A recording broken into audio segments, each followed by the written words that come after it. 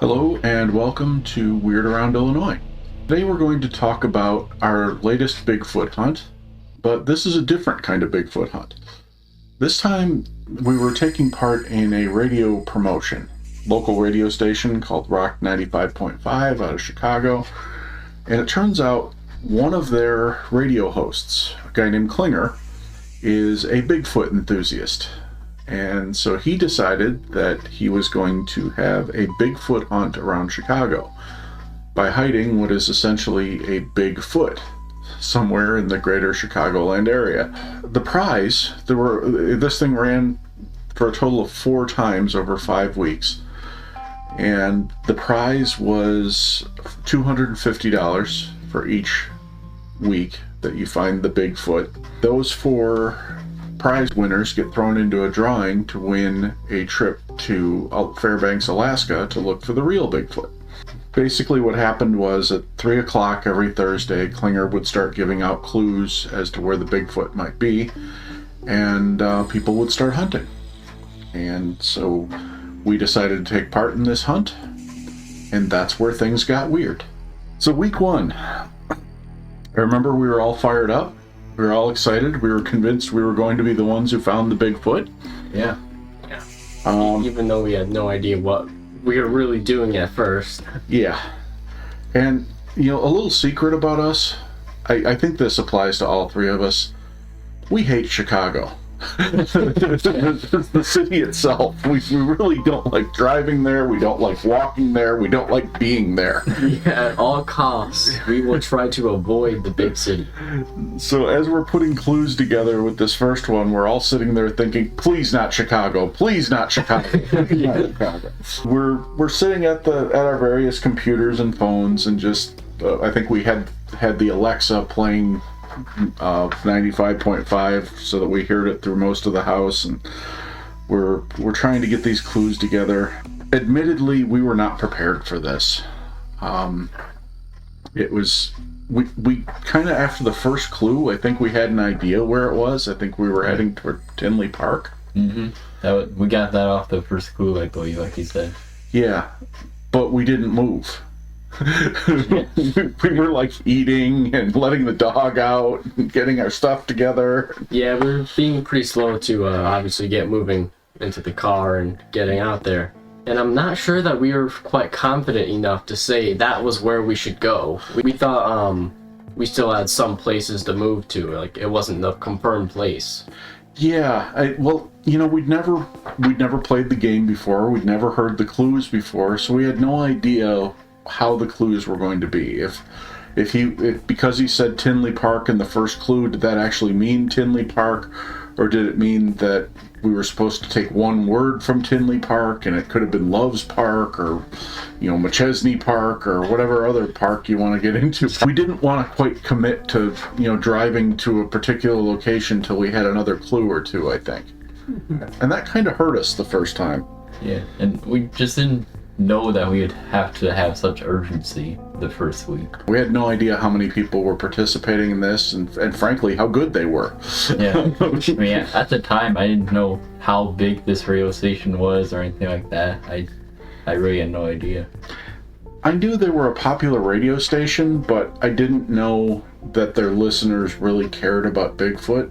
And, $250, while it's nice, it's not like a drop what you're doing and run out and grab it kind of prize. It's not like he was giving away $5,000 or something, so people were calling in sick to work to go look for this thing. Yeah, it was just like, if you're within the area and you can understand these clues well, then you might want to go to find it. Right. We were still convinced to go, even though it was a farther drive no matter where we went. Yeah, it was. So we got on the road finally after we stalled around the house for as long as possible. And then we rolled right into rush hour traffic. It was like 4 o'clock or 3:45, and it was like, man, we couldn't get to Tinley Park in less than an hour now. Floored it for, the 15 feet that we could floor it before we ran into a car. But, that gave us time to hear a few more clues and narrow it down to a few locations. I think we had narrowed it down. As a matter of fact, I think you were the one who called out the exact location Yeah. as we were stuck in traffic. And I was like, great, we're like 35 minutes away. We can get there. We'll do this. And then like 30 seconds after that, they announced, hey, we think somebody found the Bigfoot. Yeah. And There's such like an emotional impact when you hear those words. yeah. It's amazing. It really is. It's like sucking the air out of a balloon, you know? It's just like we're deflated at that moment. Especially because we knew we had it right. We had solved the puzzle. Yeah. And we just couldn't get there. We learned a few things, though. I mean, the first thing we learned is get our butts on the road as soon as we possibly can. The second thing we learned was to follow social media, because he apparently gave the clues, or gave one of the clues at least, early on social media, and somebody actually knew what the Bigfoot looked like because of what they saw on social media. Yeah, I still don't understand how they did that, but yeah, just the images, early clues on his Instagram, I believe. So that led us to week 2. We were a lot more confident going into week 2. The only thing slightly working against us is that you had a previous engagement, so we got kind of a late start. I think we started at like 3:15. Yeah, we're always kind of 15, 30 minutes late, unfortunately. Yeah, but there was nothing we could do about this one. So, we sat down and went over the clues and the social media posts and the maps and everything else. So at least we had a really good idea where we were going as soon as we hit the road. Yeah, I really wasn't a navigation person this time. No. We're cruising on down the road. We get to the right depth, I guess would be the way to put it. In terms of north and south, we were at the exact right latitude. But then we discovered that we were too far west. And so we had to cut east towards the Des Plaines River. Google Maps was invaluable in this, by the way. Although I will say this was the one where I went old school and pulled out like the old Chicago Tribune road map. Well, it sure helped though. It did.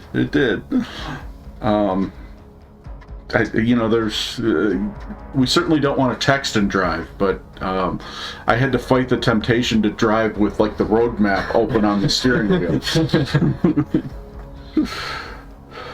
So we're heading east to the Des Plaines River, and I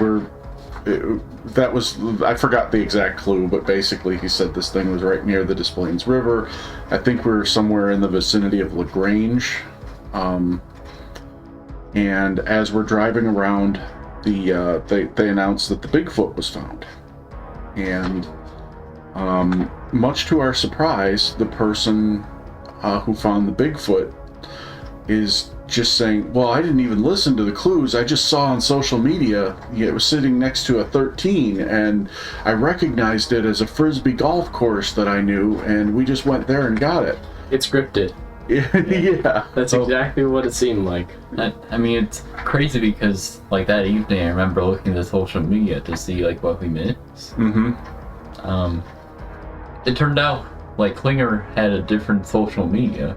It was on the 95.5 one, I believe, but it wasn't his personal one. Oh. So that's what I missed. Once I saw that, I was like, oh yeah, the clues are right here. It's obvious what this is now. Yeah.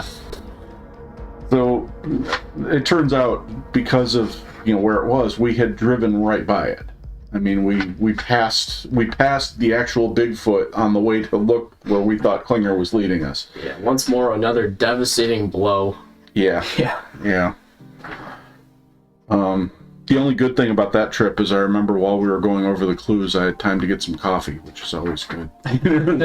Stopped at Dunkin' Donuts. Third week. This was a soul crusher this week. We were all free. We got the clues off social media before the contest even began. We were able to narrow it down so well through Google Maps, because wasn't this the one where he counted steps? Yeah. He had like a certain like walking time. Yeah, walking time. It was 8 hours. Yeah. And I remember thinking that must be walking distance, because if it was driving, it would be in the Chicagoland area. Yeah, we'd be in like Nebraska or something at that point. Yeah, I mean, you guys did an incredible job of pinning that one down. I was getting emails about this place specifically, or like walking time. A lot of communication. Yeah, I mean, I think the night before we had decided it was Lombard for the city, and then you saw that social media pic of Klinger with aliens. It was like he's looking for Bigfoot and found aliens instead. Yeah, it was like a video of him pretending to look for Bigfoot, and then he has like a strange reaction when he sees aliens instead. Yeah. So I figured that could very well be a clue, because he doesn't post much about Bigfoot in general. That was a problem, because the night before that social media clue, we had pretty much settled on Churchill Woods being the spot, because it was the nearest forest preserve within 8 hours walking distance from Navy Pier, or yeah, I think it was Navy Pier, due west, and we were, I was set on Churchill Woods, but then I looked at this Instagram thing of the alien, and I'm like, wait, the last person found this thing entirely through social media pictures. We've got to give more weight to this picture. And so then I do a search in Lombard, and we find this place called the Alien Entertainment Store in Lombard, which is like 3 blocks away from Churchill Woods, or maybe just a little further than that. And so we kind of think it over, and it's like, well, why don't we just go to this store? It's going to be pretty obvious if it's not in the store. If it's not there, we just go right down the street to Churchill Woods. Either way, we're good to go. So we got a great head start. We were actually at the store when they were giving the first clue. And I remember we were like circling around the parking lot trying to get in. We got in. We're like, hey, there's nobody here. And then right after they give the first clue, we're getting ready to go into the store when we get the gut punch of all gut punches. Dude found the Bigfoot like minutes after the contest started at Churchill Woods. Yeah. He did exactly what we did. He's like, I narrowed it down. I figured it had to be Churchill Woods, so I started looking around. I saw some other people look like they might be looking around, so I jumped out of the car and grabbed the foot, and here I am. Give me $250. I felt like quitting after that. I really did. Yes. At that point, I thought that was the last round, because I thought there was only like 3 rounds, and that was it. Yeah. Just felt like we did everything right. We interpreted the clues better than they were given. Yeah. And I felt like if we couldn't win that one with everything going for us, then what shot did we have? But we don't quit. So we retooled, got ready to go again, and turned out they gave us a week off, which was probably good, because I was pretty demoralized. Yeah, we need a week to calm down. Yeah. And then we got the early clue that the thing was north of Churchill Woods, and then you came up with an immediate response. Yep, I said it might be in Bussy Woods. To which I said, Bussy Woods, but that's not due north of Churchill. That's a little bit northeast. And so I said, let's look for the Bison Bluff Playground instead, because that's due north of Churchill Woods.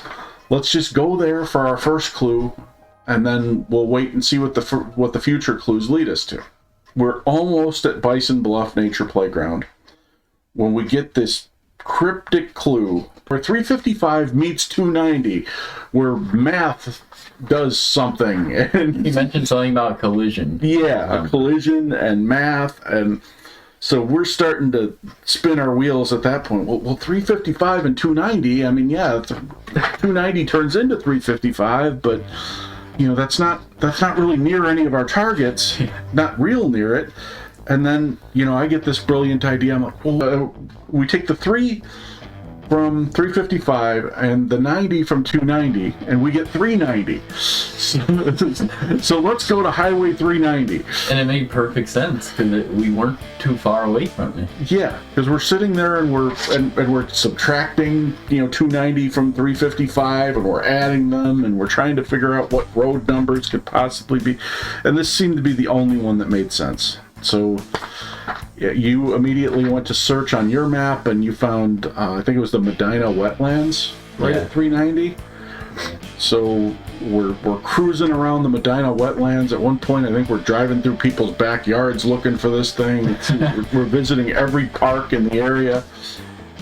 And then we get another cryptic clue about clover in hand. And pirates, treasure, all of those different terms. Yeah. We went crazy and searched every single term on Google Maps. Yeah. And didn't find anything until maybe a lot later. I'm still driving in circles all around 390 while you guys are scrolling through every possible iteration of that clue. I had no idea what I was doing at that point. There was nothing. And then at one point you brought up the O'Hare pub, because it had like a clover on its logo, and it was not terribly far away. Yeah. And then, the next clue was clearly a Woodfield clue. It talked about clusters of shops and treasures and everything. So I started heading toward Woodfield, wondering why the heck they led us to 390. And then we get to Woodfield, and then they drop a clue about the land between O'Hare and Woodfield. And so then we start to think, well, okay, are we back to the O'Hare pub then? So we're kind of scrambling around, and we're thinking O'Hare. And, we start to drive toward the O'Hare pub, which is like 20 minutes away. And then another clue gets dropped, this time on social media. And we're like, oh crap, it's Bussy Woods. Yeah. The last quote was so obvious that it was Bussy Woods. It was... That was honestly more painful than anything else that happened here. Yeah. And then right after that, he also mentions that he posted a picture on Instagram. Mm-hmm. So I'm like, okay, I gotta look for this picture. Right. So I look for the picture, and I find it's a picture of the sign saying South Bussy Woods. Yeah. So I figured that's exactly where we gotta go. And as luck would have it, we weren't terribly far. Yeah. No. Due to some Google Maps failures that had us driving in circles around Woodfield for a while. It saved us. Yeah. So we get to Bussy Woods, and the first thing we see is like a picnic grove with what looked like one or two people sitting at a table in the background. And so we park, and we start walking quickly toward that table, and we see dude next to us is walking quickly toward the table as well, and we're like, oh, it's on. Yeah. It was the Wild West at that point. Yeah. It was a big competition. And so we get about halfway there, and we're like, no, that's a family. Yeah, we made the choice to go back before he did, and he followed us once we were already in the car ready to go. Yeah, well, what was funny is when we started walking back, you said, I feel like we should be running. And so I was like, that's a good idea. So we start sprinting back to the car, and I looked, and dude was sprinting back toward his car. I think I heard him say, like, oh no, they're running, or something like that. Yeah. And I'm like, uh-oh, he knows. Yeah. So we take off deeper into Bussy Woods, and there's a cluster of cars right at the end, at this little cul-de-sac thing at the end.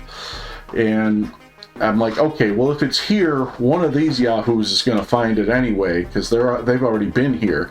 So let's just circle around and head back. And so as we're driving back, we park not too far from the original picnic grove we parked at. And as we park, he gives the next clue, and the clue is it's in a cul-de-sac. Yes. We just went back to the same spot full of a bunch of different people. Yeah. And we scattered even harder. And dude was there unloading his bike from the back of his car so that he could ride around and look for the clues even more. Yep. And we're scouring that area. We can't find it anywhere. And it's like, okay, we're missing something. And so we're thinking, okay, they mentioned houses.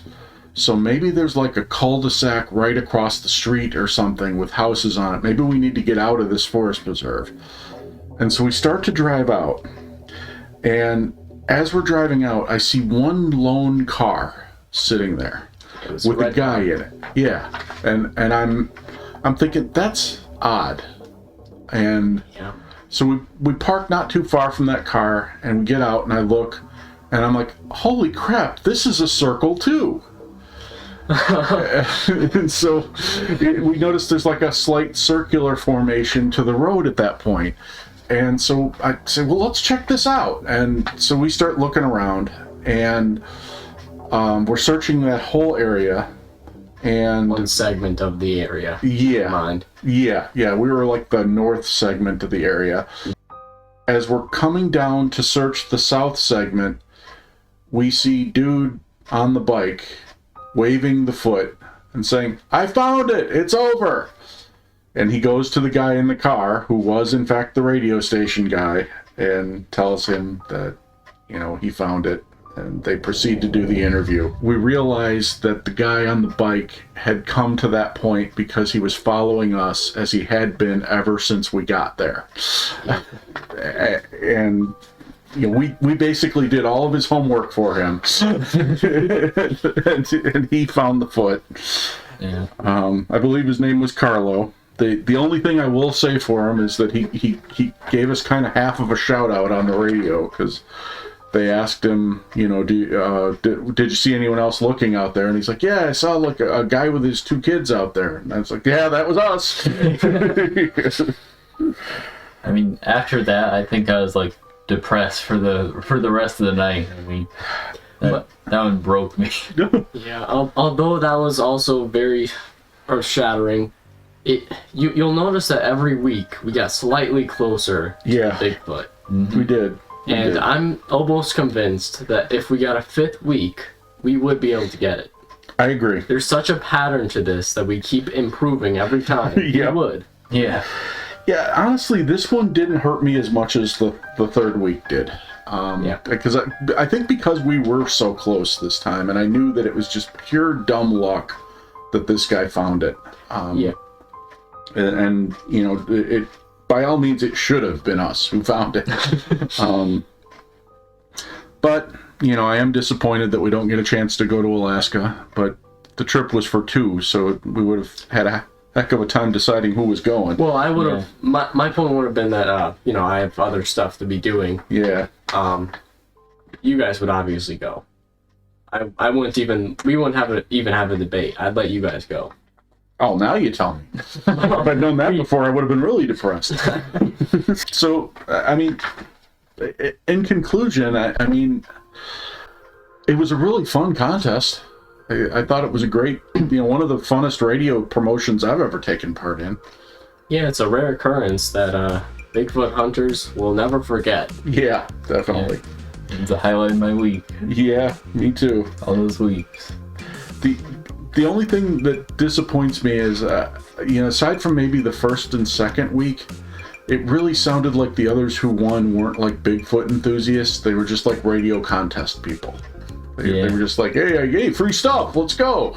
Yeah. I was really hoping it would be like hardcore cryptid hunters throughout. I felt like a cryptid hunter, especially the last one, because there were so many people around. We're like really looking. That was like the first one where we're actually really hands-on looking. Yeah. Yep. It was the multiverse of Bigfoot hunter. Yeah. See, that would have been the time to conduct like a Finding Bigfoot style town hall meeting. Oh yeah, we should have done that. Hey, how many of you have seen a real Bigfoot? Well, Klinger did that for like the first person who got the Bigfoot, I think. Yeah. But then I think for the rest of them, he didn't ask that question. I'm not sure why. No, he didn't. And that's, maybe I'm just assuming the others weren't real Bigfoot enthusiasts, but, the first 1 or 2 made it real clear that they believed in Bigfoot. But I hope he does this contest again, because it was a lot of fun. If he doesn't, somewhere down the line, I think we need to do this contest. Yeah. If we ever get big enough that we've got like merch or we can afford to give away big prizes or something, I think we need to stage a Bigfoot hunt for our listeners. Yeah, right. Well, so that's what's been kind of distracting us from hunting for real cryptids for the last month or so. The other ironic thing about this, it was found in Bussey Woods, and the day this hunt took place was the day we posted our video about Bussey Woods. That's right. Looking for cryptids in Bussey Woods. Yeah, I guess we should have just stayed there. Yeah. We hope you enjoyed our tale of woe. And let us know if any of you were out there looking for Bigfoot with us. And if you hear of any other fun contests in the area involving cryptids or aliens or ghosts, we'd love to hear about it, because it was tremendous fun for us and we'd like to take part in more. So thank you for listening and thank you for subscribing.